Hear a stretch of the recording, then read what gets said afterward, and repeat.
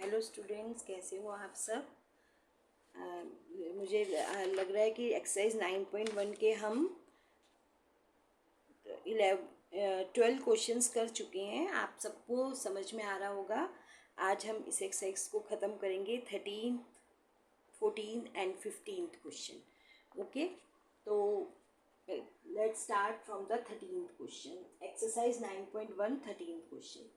As observed from the top of a 75 metre high light house.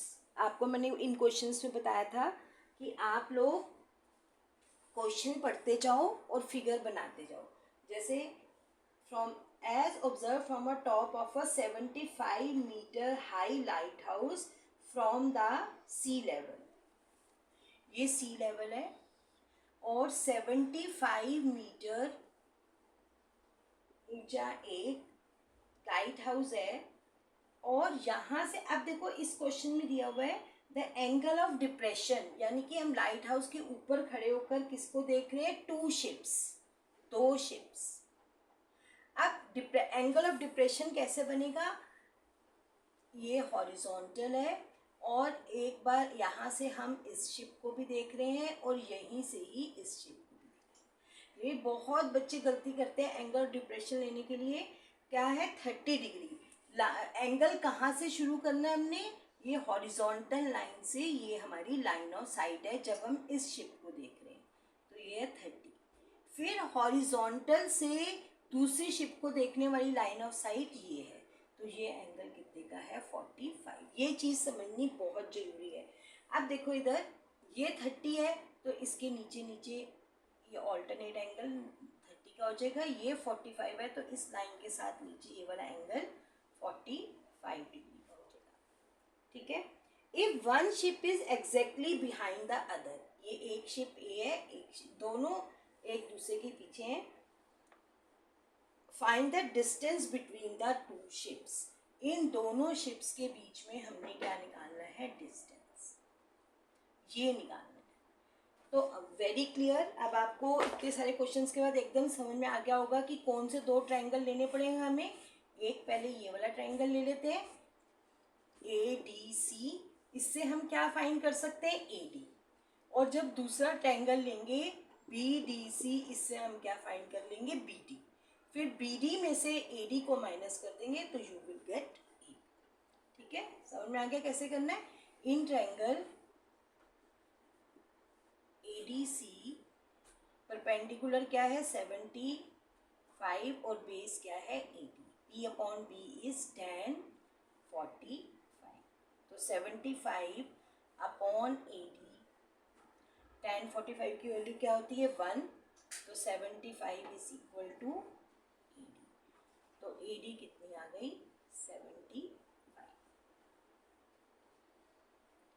अब देखो इधर in triangle BDC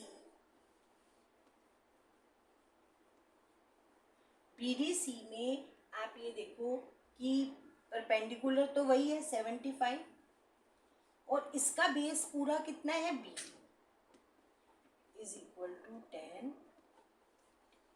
तो 75 upon BD, tan 30 की value होती है 1/√3। तो BD कितनी हो जाएगी? 75√3। अब आज जो हमने निकालना क्या था? AB, distance between the two ships. Distance between two ships क्या हो जाएगा? BD minus AD। तो 75√3 माइनस 75 इज कॉमन, √3 माइनस। ठीक है। So this is question number 13। Now come to question number 14।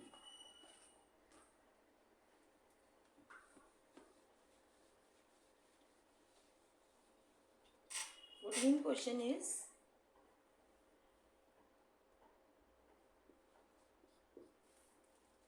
question number 14 is, a 1.2 meter tall girl, ये horizontal है, और एक 1.2 metre tall girl spots a balloon moving with the wind in a horizontal line, ठीक है, at a height of 88.2 metre. उसने देखा कि एक बैलून उड़ रहा है at a height of 88.2 metre.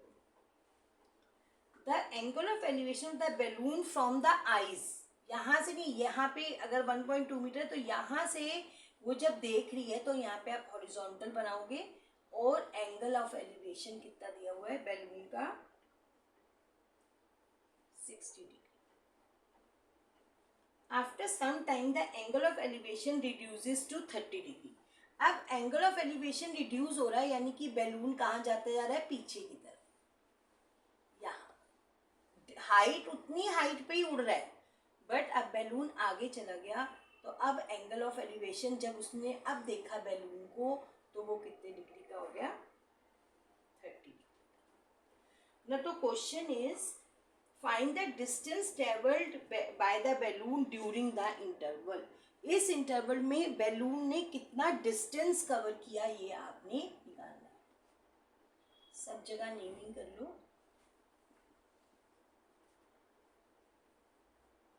We have to find A B.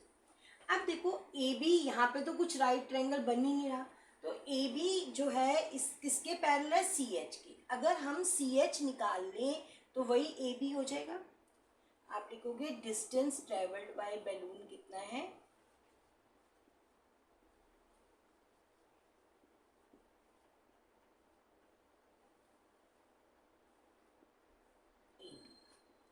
और ए बी किसके इक्वल है, सी एच के। तो यानी कि, और सी एच आप देख लो ये राइट ट्रायंगल, इस राइट ट्रायंगल में आ रहा है। सी एच के लिए आपको पहले कौन कौन से ट्रायंगल लेने पड़ेंगे, देखो बच्चे, पहले अगर मैं ये वाला ट्रायंगल लेती हूँ ए जी एच, जिसमें 60 डिग्री का एंगल है, तो हमें जी एच पता चल जाएगी। फिर अगर मैं ये बड़ा वाला ट्रायंगल लेती हूँ तो जी सी पता चल जाएगी, फिर इसमें से इसको माइनस कर देंगे तो सी एच पता चल जाएगी, ठीक है। तो पहले मैं लूंगी ट्रायंगल ए जी एच।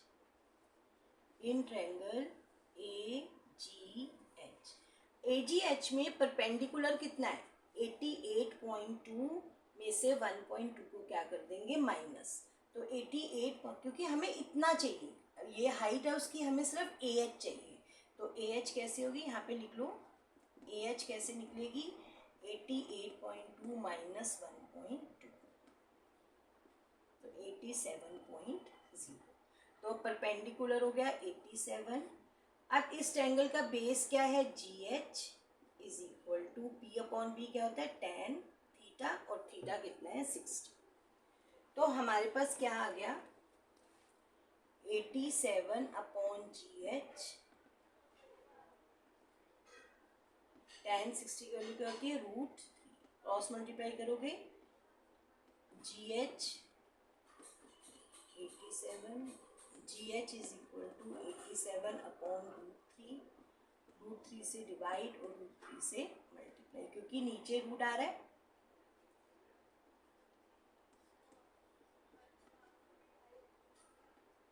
(29√3), ठीक है। Now take this triangle B G C. In triangle B G C, B G C, इसमें अगेन परपेंडिकुलर वही है, ए एच और बी सी बराबर है। बी सी भी कितनी है, वही सेम जो ए एच आई थी, 87। तो 87 upon G C is equal to 10, 87 upon G C, tan 30 की वैल्यू 1/√3, तो जी सी कितनी हो गई, 87√3। यूनिट्स जरूर लिखने हैं हर जगह पर। अब हमने निकालना है सी एच। सी एच कैसे निकलेगी, सी एच कैसे निकलेगी, जी सी में से जी एच को माइनस कर देंगे। जी सी कितनी है, 87√3 माइनस 29√3, तो इट विल बिकम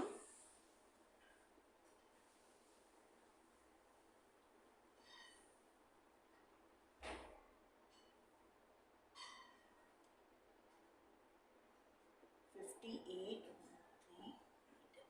तो वही CH और AB क्या है, इक्वल है।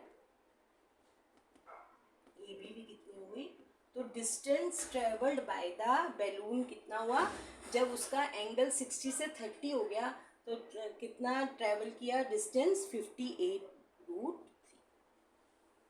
नाउ क्वेश्चन नंबर 15 क्वेश्चन है। Question number 15 is a state highway leads to the foot of a tower. एक टावर है और एक हाईवे इसकी तरफ आ रहा है, ठीक है।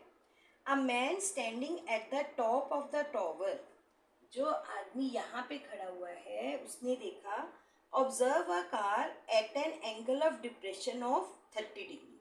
उसने देखा कि यहाँ से, अब एंगल ऑफ डिप्रेशन के लिए हमेशा ये हॉरिजॉन्टल बनाओ। अब यहाँ पे एक कार आ रही है, उसको देख रहा है वो ऊपर खड़े होके, तो एंगल ऑफ डिप्रेशन कितना है, 30 degree. which is approaching the foot of the tower with a uniform speed। Uniform speed से वो फुट ऑफ द, इधर कार आगे बढ़ती जा रही है। समझो वो मान लो यहाँ पर आ गई, 6 सेकंड में मान लो वो यहाँ से पहले ए पे थी, अब कहाँ पे आ गई, 6 सेकंड में बी पर। तो एंगल, अब जब उसने देखा तो एंगल ऑफ डिप्रेशन कितना हो गया, कहाँ से शुरू करोगे, हॉरिजॉन्टल से लाइन ऑफ साइट, तो 60 degree. Find the time taken by the car to reach the foot of the tower from this point। इस पॉइंट से यहाँ तक आने में उसको कितना टाइम लगेगा, ये आपको निकालना है। अब देखो टाइम क्या होता है, स्पीड क्या होती है, डिस्टेंस अपॉन टाइम। तो टाइम क्या होता है, डिस्टेंस अपॉन स्पीड। तो हमें टाइम निकालने के लिए एक तो डिस्टेंस चाहिए और एक चाहिए इसकी स्पीड। अब देखो यहाँ से यहाँ तक आने के लिए क्वेश्चन बहुत ही इंपॉर्टेंट है। यहाँ से यहाँ तक के आने का टाइम हमें मालूम है। अगर हमें यहाँ से यहाँ तक आने का डिस्टेंस पता चल जाए तो हमें क्या पता चल जाएगा, अगर यहाँ से तो हमें इसकी कार की क्या पता चल जाएगी, स्पीड। तो पहले हमें कार की स्पीड निकालने के लिए, अब इसमें मैं हाइट ऑफ द टावर कुछ भी नहीं दे रखी, तो इसको मैं मान लेती हूँ h, ठीक है। अब देखो इधर, first of all take triangle BCD। In triangle BCD h upon BC is equal to, अब देखो ये 60 है तो ये नीचे आके ये 60 का हो जाएगा, और ये 30 है तो ये 10, तो h is equal, h upon BC, 10 60 की वैल्यू क्या होती है, √3। तो h is equal to BC √3, तो h by √3 is equal to BC। BC निकल आए। अब इस बड़े वाले ट्रायंगल से ACD ट्रायंगल को लेकर हम क्या निकाल लेंगे, AC। अब देखो h upon AC is equal to 10 30, h upon AC 10 30 की वैल्यू 1/√3, तो AC हो जाएगी h √3। अब AC भी आ गई, BC भी आ गई, तो AC में से BC को माइनस कर दो, h √3 minus h by √3। √3 is the LCM, 1 को √3 से करेंगे, √3 into √3 is 3h minus h, तो it will become 2h by √3। AC minus BC क्या है, AB। तो हमें यहाँ से यहाँ तक आने में डिस्टेंस पता चल गया, और यहाँ से यहाँ तक आने में हमें टाइम पता है, उसने कितने सेकेंड लिए थे, 6 सेकेंड। तो स्पीड, टाइम टेकन कितना था, 6 सेकेंड। अब देखो इधर, तो स्पीड ऑफ द कार क्या हो गई, स्पीड क्या होता है, डिस्टेंस अपॉन टाइम। तो 2h बाय √3, 6 बाय 1, यहाँ पे 1/6, तो it will become h/3√3 metre पर स्पीड आ गई। अब हमें निकालना क्या था, यहाँ से यहाँ तक का टाइम। अब हमें स्पीड टाइम का फॉर्मूला क्या होता है, टाइम होता है डिस्टेंस अपॉन स्पीड। अब यहाँ से यहाँ तक का डिस्टेंस BC है जो हमारा निकला था h/√3, और स्पीड अभी हमारी निकली h/3√3। तो h√3 3√3 ऊपर चला जाएगा और h से h, तो टाइम कितना लगा उसको यहाँ से यहाँ तक आने में 3 second. So answer will be 3 second. Okay, now we have completed the exercise 9.1. Now in the next video we will do some extra question which can come in the board exam, और अभी आप लोगों के mid term exams होने वाले हैं, तो उस व्यू से हम देखेंगे कौन से इंपॉर्टेंट क्वेश्चन है। तो we will take some more questions from this exercise, or from this not exercise, from this topic that can also come in the exam.